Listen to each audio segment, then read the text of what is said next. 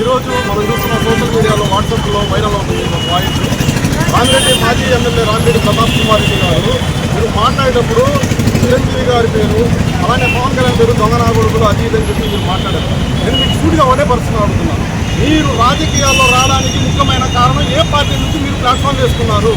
ఈ రోజు మీరు ప్రజారాజ్యం పార్టీ లేకపోతే కావాలని మీరు ఎవరు? తల్లి పాలు తాగి రొమ్ము గుద్దినట్టు మీరు చిరంజీవి గారి పేరు మీద మీరు ఈరోజు పాపులర్ అయ్యి తర్వాత పార్టీలు మారి మీరు ఈరోజు చూస్తే మీ కాలేజ్ గోడల మీద చిరంజీవి గారి ఫోటో ఉంది. ఎందుకుంది?